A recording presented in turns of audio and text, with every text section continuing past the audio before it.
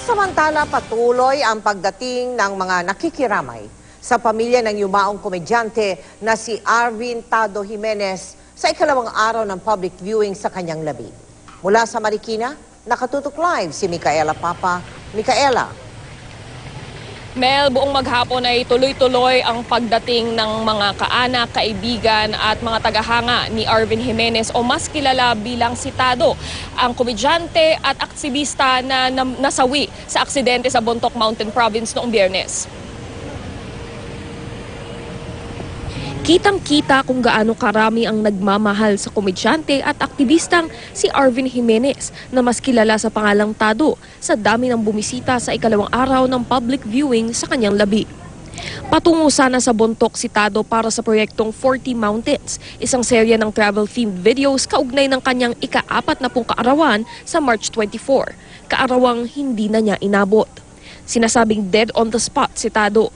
Sa kagustuhan ng pamilyang maging taimtim ang pagdadalamhati, ipinagbawal ang pagkuha ng video o litrato sa burol.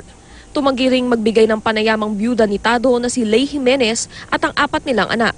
Kahit 2:00 pa ang public viewing, umaga pa lang, mahaba na ang pila sa labas ng gate. Isa sa mga unang dumating ang kanyang tagahanga na si Julius Villoria. Naaalala pa raw niya noong personal na makilala si Tado matapos niyang dayuhin ang t-shirt shop nito sa Marikina.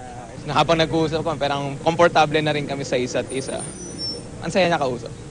Nagyaya pa siya, sometimes kung may banda kayo, jamming sa likod, may studio kami. That's happy trip. Salamat.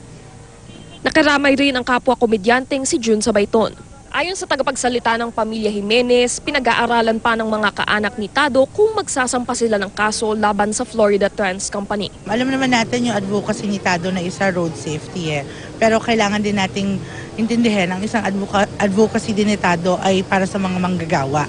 So itong hakbang na gagawin ng pamilya, kailangan i-consider ano ba talaga yung pagtingin ni Tado. Kailangan naming pag-usap-usapan kung kami si Tado, ano yung best action na gagawin niya. Kahapon bumisita rin ang iba pa niyang kasamahan sa showbiz tulad ni na James Macasero o Moy Moy, Al Tantay, Brad Pitt at Ramon Bautista.